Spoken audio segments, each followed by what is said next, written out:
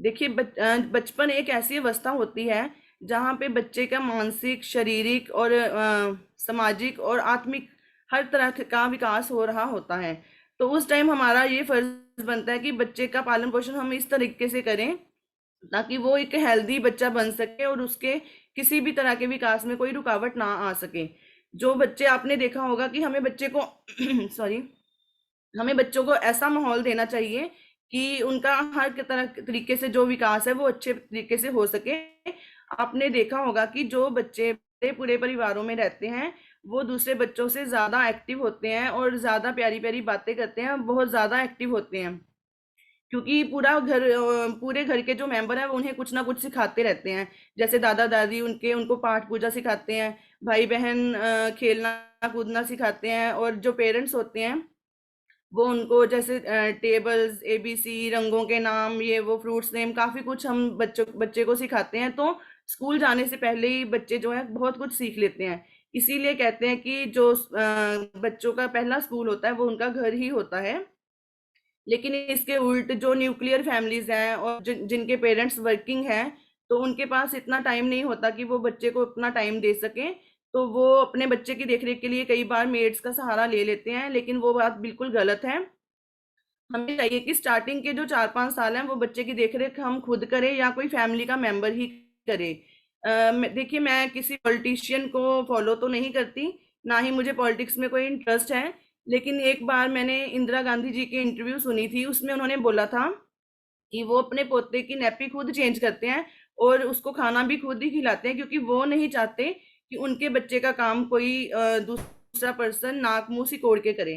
तो इससे हमें ये शिक्षा मिलती है कि अगर वो प्रधानमंत्री होके अपने बच्चे का काम कर सकते हैं तो हमें भी, चाहे अपने बच्चों के लिए हम कमाते हैं, काम करते हैं, लेकिन स्टार्टिंग के जो 4-5 साल हैं वो हमें अपने बच्चों को देने चाहिए। अगर हम खुद नहीं कर सकते तो घर के जो मेंबर हैं, हमारे दादा दादी, नाना नानी, तो उनको जिम्मेदारी देनी चाहिए कि वो बच्चे की टेक केयर करें। Next slide please. बच्चों के लिए हेल्थ और न्यूट्रिशन सबसे बहुत ज़्यादा महत्वपूर्ण है, इम्पोर्टेंट है।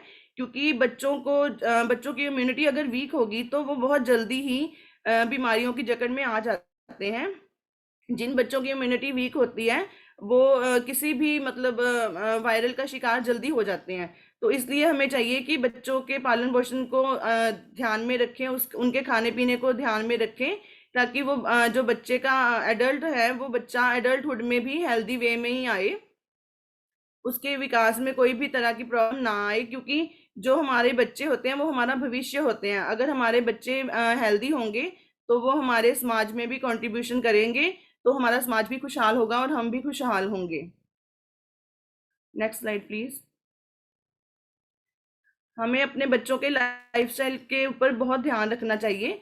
क्योंकि आपने देखा होगा आजकल को जो हमारा लाइफस्टाइल है उसकी वजह से 5 में से 1 बच्चा ओबीस हो रहा है।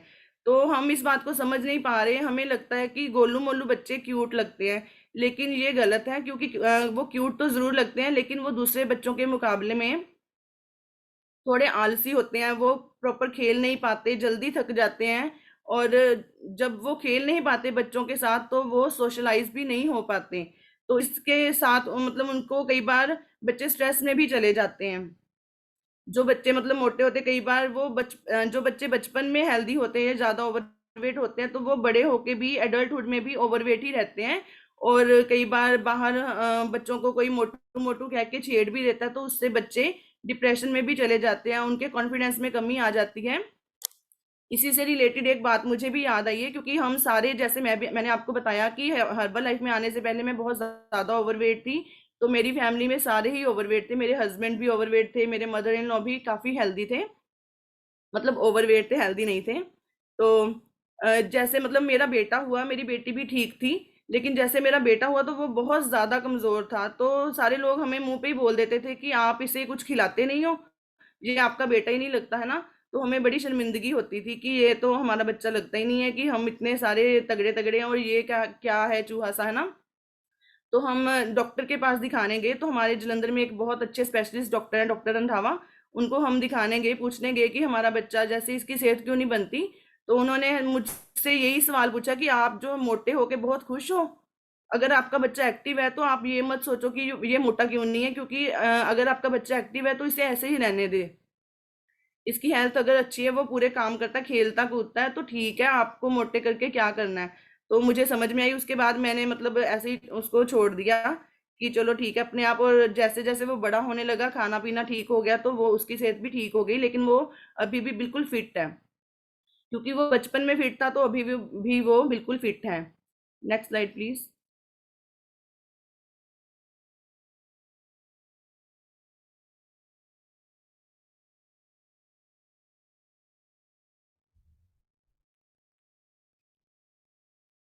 Next slide please.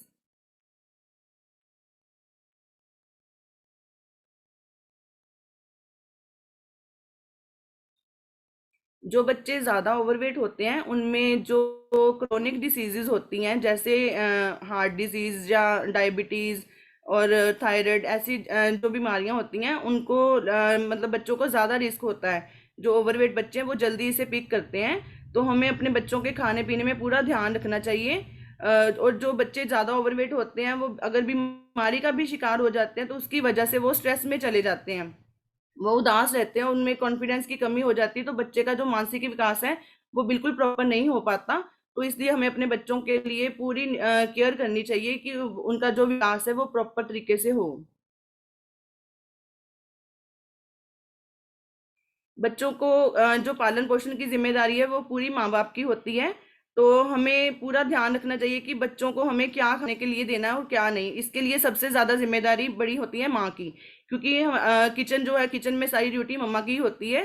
तो हमें अपनी किचन को चेंज करना चाहिए, किचन में कोई भी अनहेल्दी चीज नहीं रखनी चाहिए, ताकि बच्चे रसोई में जाते हैं कुछ भी उठा के खा लेते हैं, ये नहीं होना चाहिए। हमें अपनी किचन को हेल्दी चीजों में के साथ भर के रखना चाहिए।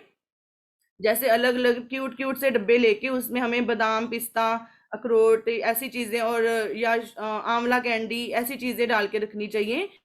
और अपने बच्चों को शुरू से ही फ्रूट खाने की आदत डालनी चाहिए। लेकिन हमें बच्चों को फ्रेश जूस देना चाहिए, कोक नहीं देनी चाहिए या फ्रूटी नहीं देनी चाहिए। हमें बच्चों को फ्रेश जूस घर में ही निकाल के देना चाहिए विदाउट शुगर। और पर हम क्या करते हैं, हम बच्चों को फ्रूट की जगह पे चिप्स पकड़ा देते हैं और जूस की जगह पे बच्चों को फ्रूटी दे देते हैं। आपने देखा होगा कि आजकल के जो छोटे छोटे बच्चे जो ठीक से बोल भी नहीं पाते, वो भी इशारे से या रो के अपने पेरेंट्स को ऐसे जैसे उठाया होता है तो धक्का दे दे के जैसे आगे बाहर की तरफ, शॉप की तरफ लेके जाते हैं, और शॉप पे जाके वो लेज की तरफ इशारा करते हैं। लेकिन आप बुरा मत मानिए, आप ध्यान से सोचिए कि बच्चों को चिप्स के बारे में बताया किसने है? हमने ही बताया ना। तो वो बच्चे हमेशा उन चीजों की तरफ अट्रैक्ट होते हैं, क्योंकि वो जो बाजार में बच्चों के लिए पैकेट्स जो भी आते हैं, आपने देखा होगा काफी कलरफुल होते हैं, तो बच्चे उनकी तरफ बड़ी जल्दी अट्रैक्ट होते हैं। और दूसरा जो है कि आजकल घर में खाना बनाने की भी जो रिवाज है बहुत कम होता जा रहा है। अगर हम भूल चूक से घर में खाना बना भी लेते हैं, तो बच्चे अगर बोल दे कि मैंने ये सब्जी नहीं खानी, तो माँ भी झट से बोल देती है चल अगर नहीं खानी तो पिज्जा ऑर्डर कर ले, या जो तूने खाना है वो जोमेटो कर लो, है ना। लेकिन ये बहुत गलत बात है, हम अपने थोड़े से आलस के लिए अपने बच्चों को जहर दे रहे हैं। हमारी मम्मियों ने क्या हमें ऐसे पाला था? मुझे आज भी याद है, अगर हम जब छोटे थे तो मम्मी अगर सब्जी बनाते थे, तो अगर हमें नहीं पसंद आती तो मम्मी बड़े प्यार से समझाते थे हमें कि कोई बात नहीं, आज खा लो, कल आप जो बोलोगे वो बना दूंगी, है ना। और अगर हम फिर भी नहीं मानते थे तो चाहे डांट के खिलाते थे, वही खाना हमें माँ खिलाती थी हमारी, है ना। तो और बहुत अच्छे अच्छे तरीकों से भी कुछ जो भी उनके पास अवेलेबल रहता था वो हमें प्रोवाइड करवाते थे। लेकिन आज हमारे पास शायद टाइम की कमी है, या हम फोन में बिजी हो गए हैं, या हमारा फ्रेंड सर्कल ऐसा हो गया है, या हम अपने मतलब सोशल मीडिया को लेके, कोई कई बार कोई काम नहीं भी होता, लेकिन हम लोग जो लेडीज हैं मोस्टली फोन पे ही बिजी रहते हैं, तो हम झट से ही अपने जो जिम्मेदारी से मतलब हाथ झाड़ लेते हैं और बच्चों को फटाफट से बोल देते हैं कि चलो जोमेटो कर लो, नहीं खानी तो कोई बात नहीं जोमेटो कर लो। लेकिन ये हम नहीं सोचते, वो तो बच्चे हैं, पिज्जा का नाम देख के खुश हो जाएंगे सुन के, है ना। लेकिन जब डेली रूटीन में बच्चे बाहर का खाना खाते हैं तो ये उनकी सेहत को धीरे धीरे खराब कर देता है, और उसका नतीजा बाद में हमें ही भुगतना पड़ता है, और इसके जिम्मेदार भी हम खुद ही होते हैं। इसलिए हमें चाहिए कि हम डेली अपने घर पे ही बच्चों को फ्रेश फूड बना के खिलाएं। और हाँ, कभी कभार बाहर का खाने का कोई नुकसान नहीं है, लेकिन डेली हम बच्चों को फास्ट फूड से मतलब परहेज रखना चाहिए, और घर का खाना, फ्रूट, वेजिटेबल्स, ये सब देना चाहिए। Next slide. आपको शुरू से ही बच्चों को आदत डालनी चाहिए कि पानी पीने की। अगर आपका बच्चा पानी नहीं पीता तो बाजार में बहुत अच्छे अच्छे डिजाइन के, जैसे पिक में दिख रहा है, बहुत अच्छे अच्छे सिपर्स आते हैं, बड़े अच्छे अच्छे शेकर्स आते हैं। तो आप बच्चों को वो लेके दो, और उनको कोई लालच भी दे सकते हैं कि आपको, आप इतना पानी ये खत्म करोगे तो आपको मैं बाहर घुमाने ले जाऊंगी या आपके साथ मैं खेल लूंगी, कुछ भी आप उसको लालच दे के बच्चे को थोड़ी थोड़ी देर बाद आप उसको फिल करके दो, और आपका बच्चा जरूर पानी पिएगा। पानी पीने से बच्चे की बॉडी हाइड्रेट रहती है और वो अच्छा, मतलब फिट रहता है बच्चा।